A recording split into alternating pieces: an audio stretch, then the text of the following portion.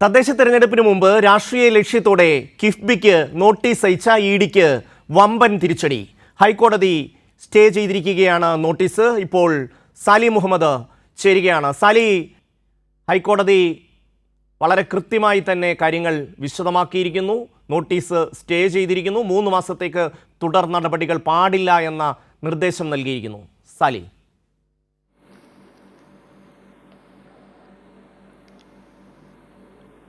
ക്ഷമേൻ്റെ ഒരു പശ്ചാത്തലം എങ്ങനെയാണ്? കിഫ്ബിക്ക് വേണ്ടി സർക്കാർ മസാല ബോണ്ടിൽ ഉപയോഗിച്ച് ധനസമാഹരണം നടത്തി. ആ ധനസമാഹരണം നടത്തിയതിൽ ഒരു പങ്ക് 2000-ലധികം കോടി രൂപ ആകെ സമാഹരിച്ചതിൽ 400-ലധികം കോടി രൂപ ഭൂമി ഏറ്റെടുക്കുന്നതിന് വേണ്ടി അല്ലെങ്കിൽ ഭൂമി വാങ്ങുന്നതിന് വേണ്ടി എന്നതാണ് ഇഡിയുടെ വ്യാഖ്യാനം. അത് ഉപയോഗിച്ചു. അത് റിയൽ എസ്റ്റേറ്റ് ഇടപാടാണ്. അത് ഫെമ നിയമങ്ങളുടെ ലംഘനമാണ്. ഇതാണ് ഇഡിയുടെ അഡ്ജുഡിക്കേറ്റിംഗ് കമ്മിറ്റി 3 പേർക്കും നൽകിയ നോട്ടീസിൽ പറയുന്നു. മുഖ്യമന്ത്രി പിണറായി വിജയൻ, മുൻ ധനമന്ത്രി ഡോക്ടർ തോമസ് ഐസക്, കിഫ്ബി, ഈ 3 ആളുകൾക്ക് 3 പേർക്കും നൽകിയിരിക്കുന്ന നോട്ടീസിൽ പറഞ്ഞിരിക്കുക അതിൽ വിശദീകരണം നൽകണമെന്നായിരുന്നു ആവശ്യപ്പെട്ടിരുന്നത്. സ്വാഭാവികമായും കഴിഞ്ഞ തദ്ദേശ സ്വയംഭരണ തെരഞ്ഞെടുപ്പിന് തൊട്ടു മുമ്പാണ് ഇങ്ങനെ ഒരു നോട്ടീസുമായി ഇഡി പ്രത്യക്ഷപ്പെടുന്നത്. അത് വലിയ വിവാദത്തിന് വഴിവെച്ചു. രാഷ്ട്രീയ തീരുമാനമാണ്, രാഷ്ട്രീയ ലക്ഷ്യമാണ് എന്ന ആരോപണം ഉയർന്നിരുന്നു. അങ്ങനെ രാഷ്ട്രീയത്തെ രാഷ്ട്രീയമായി തന്നെ ഇടതുമുന്നണി നേരിടുകയും ചെയ്തു. സമാന്തരമായി കിഫ്ബി ഹൈക്കോടതിയെ സമീപിച്ചു. ആ ഹർജിയാണ് ഇന്ന് ഫയലിൽ സ്വീകരിക്കുകയും പ്രാഥമിക വാദം കേൾക്കുകയും ചെയ്തത്. ഇന്ന് കോടതി എടുത്തൊരു തീരുമാനം, ഈ സർക്കാരിൻ്റെ അല്ലെങ്കിൽ കിഫ്ബിയുടെ വാദം വിശദമായി കേട്ട ശേഷം ഇഡിയുടെ തുടർ നടപടികളെല്ലാം, ഈ നോട്ടീസിൻ്റെ തുടർ നടപടികളെല്ലാം 3 മാസത്തേക്ക് സ്റ്റേ ചെയ്തു. ഒപ്പം ഈ ഹർജി ഫയലിൽ സ്വീകരിച്ചു. ഒപ്പം തന്നെ ഇഡിക്ക് നോട്ടീസ് അയക്കുകയും ചെയ്തു. ഇന്ന് സർക്കാരിന് വേണ്ടി അഡ്വക്കേറ്റ് ജനറൽ തന്നെയാണ് കിഫ്ബിക്ക് വേണ്ടി അഡ്വക്കേറ്റ് ജനറൽ തന്നെയാണ് നേരിട്ട് കോടതിയിൽ ഹാജരായത്. അദ്ദേഹം വിശദീകരിച്ചത് ഇങ്ങനെയാണ്: ഇത്തരത്തിൽ ധനസമാഹരണം നടത്തിയിട്ടുണ്ട് എന്നുള്ളത് വസ്തുതയാണ്. അതിന് കാരണം സംസ്ഥാനത്തിൻ്റെ വികസന പദ്ധതിക്ക് വേണ്ടി പണം ചെലവഴിക്കുന്നതിനും പണം വിനിയോഗിക്കുന്നതിനും വേണ്ടിയാണ്. അപ്പോൾ ഈ വസ്തു ഏറ്റെടുത്തത് ചില വികസന പദ്ധതികൾ നടപ്പാക്കാൻ ഭൂമി ആവശ്യമായിരുന്നു. അതിന് വില കൊടുത്ത് ആളുകളിൽ നിന്ന് നഷ്ടപരിഹാരം നൽകി ആളുകളിൽ നിന്ന് ഏറ്റെടുക്കുകയാണ് ഉണ്ടായത്. അത് വിൽപ്പനയായി വ്യാഖ്യാനിക്കുകയും അത് റിയൽ എസ്റ്റേറ്റ് എന്ന കളത്തിൽ ഉൾപ്പെടുത്തുകയും ചെയ്തു ഇഡി എന്നുള്ളതാണ്. അത് ശരിയല്ല. കേരളത്തിൻ്റെ വികസനത്തിന് വേണ്ടി കൊണ്ടുവന്ന പദ്ധതി, അതിനുവേണ്ടി ഭൂമി ഏറ്റെടുത്ത നടപടി, അത് റിയൽ എസ്റ്റേറ്റ് ആണെന്ന് വ്യാഖ്യാനിക്കുന്നത് നിയമപരമല്ല, ശരിയല്ല.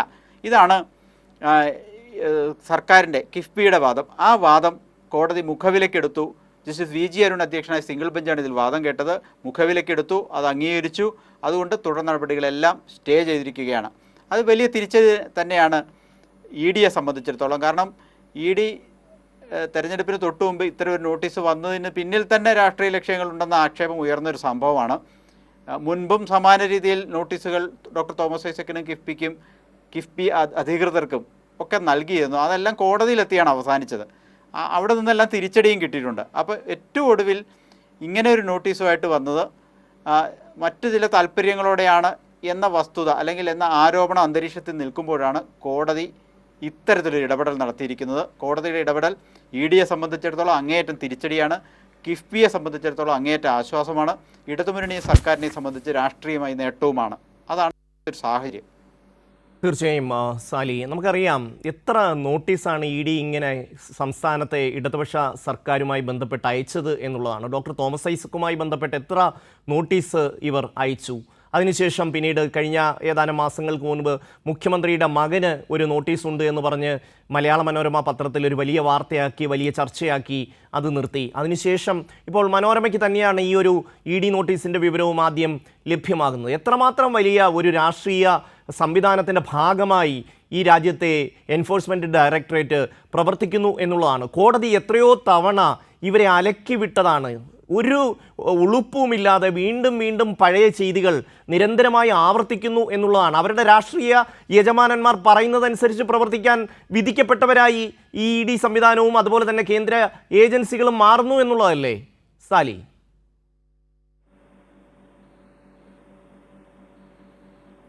അതായത് ഇതിൻ്റെ ഒരു പശ്ചാത്തലം പരിശോധിക്കുമ്പോൾ അങ്ങനെ ഒരു ആരോപണത്തിൽ കഴമ്പുണ്ട് എന്ന് പറയേണ്ടതായി തന്നെ വരും. കാരണം നിരവധി നോട്ടീസുകൾ കിഫ്ബിക്കെതിരെ അല്ലെങ്കിൽ അതിന് നേതൃത്വം നൽകിയ ഡോക്ടർ തോമസ് ഐസക്കിനെതിരെ ഇഡി നിരന്തരം അയച്ചുകൊണ്ടേയിരിക്കുകയായിരുന്നു. ഒരു ഘട്ടത്തിൽ ഇഡി അയച്ച സമൻസിലെ ആവശ്യപ്പെട്ടത് തോമസ് ഐസക്കിൻ്റെ ബന്ധുക്കളുടെ ഒക്കെ സാമ്പത്തിക ഇടപാടുകൾ, അത് കാലങ്ങളോളമുള്ള വർഷങ്ങൾ നീണ്ട അക്കൗണ്ടുകൾ, അതിൻ്റെ വിവരങ്ങൾ ഒക്കെ നൽകാനാണ്. സ്വാഭാവികമായിട്ടൊന്ന് തോമസ് ഐസക് കോടതിയിൽ പോയി. അന്ന് ജസ്റ്റിസ് ദേവൻ രാമേന്ദ്രനാണ് സിംഗിൾ ബെഞ്ച് കേസ് കേട്ടത്. അദ്ദേഹം ജഡ്ജി ചോദിച്ചത്, നിങ്ങൾക്കെന്തിനാണ് ഈ തോമസ് ഐസക്കിൻ്റെ ബന്ധുക്കളുടെയും സുഹൃത്തുക്കളുടെയൊക്കെ ബാങ്ക് അക്കൗണ്ട് ഡീറ്റെയിൽസ് അതൊന്ന് കോടതിയെ ബോധ്യപ്പെടുത്താമോ എന്ന് ചോദിച്ചിട്ട് ആ ആവശ്യം സമൻസേ തള്ളിക്കളയുകയാണ് ഉണ്ടായത്. ഇനി സമൻസ് അയക്കണമെങ്കിൽ കോടതിയോട് ചോദിക്കണം എന്ന് തന്നെ ഒരു ഘട്ടത്തിൽ കോടതിക്ക് പറയേണ്ടി വന്നു.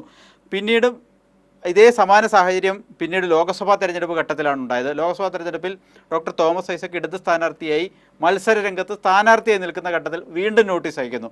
വീണ്ടും തോമസ് ഐസക് കോടതിയിൽ പോകുന്നു. കോടതി ചോദിച്ചത്, നിങ്ങളൊരു സ്ഥാനാർത്ഥിയായി നിൽക്കുന്ന ആൾക്കല്ലേ നോട്ടീസ് അയച്ചത്, അത് തെരഞ്ഞെടുപ്പിന് മുമ്പ് അദ്ദേഹം ഹാജരാകുന്നതെന്ന് പറയുന്നതിൽ എന്ത് ന്യായമാണുള്ളത്? അത് ശരിയല്ല എന്ന് പറഞ്ഞുകൊണ്ട് ഇനി നോട്ടീസ് അയക്കണമെങ്കിലും ഇനി തുടർ നടപടികളിലേക്ക് കടക്കണമെങ്കിലും എന്തിന് തോമസ് ഐസക്കിന് നോട്ടീസ് അയച്ചു എന്ന് ഈ കോടതിയെ ബോധ്യപ്പെടുത്തിയിട്ട് നോട്ടീസ് അയച്ചാൽ മതി എന്നാണ് ഇ ഡിയോട് അന്ന് പറഞ്ഞത്. അതോടുകൂടി ഇ ഡിയുടെ മുന ഒടിഞ്ഞു. ഇ ഡിക്ക് പിന്നീടൊരു വഴി ഇല്ലാതെയായി. അങ്ങനെ ഇരിക്കുമ്പോഴാണ് മറ്റെന്തെങ്കിലും വഴിയുണ്ടോ എന്ന് അന്വേഷിച്ചിരിക്കുന്ന ഇ ഡിയുടെ മുമ്പിൽ ഈ മസാല ബോണ്ടുമായി ബന്ധപ്പെട്ട് ഇ ഡി നേരിട്ട് നോട്ടീസ് അയക്കുക, അഡ്ജുഡിക്കേറ്റിംഗ് കമ്മിറ്റി മുഖേന ഒരു നോട്ടീസ് അയക്കുന്നു. അപ്പോൾ അതിൽ ഫെമ ചട്ടങ്ങളുടെ ലംഘനമുണ്ട് എന്നതാണ് ആക്ഷേപം. നമ്മൾ കേരളത്തിൻ്റെ വികസനത്തിന് വേണ്ടി പണം സമാഹരിക്കുന്നു. ആ പണം ഭൂമി ഏറ്റെടുക്കുന്നതിനും വികസന പദ്ധതികൾക്കുമായി ചിലവഴിക്കുന്നു. അങ്ങനെ ചിലവഴിക്കുമ്പോൾ തീർച്ചയായും അത് റിയൽ എസ്റ്റേറ്റ് ഇടപാടാണെന്ന് വ്യാഖ്യാനിക്കുന്നു. അതൊക്കെയാണ് ഈട് ചെയ്തത്. 2006 അത് തന്നെയാണ്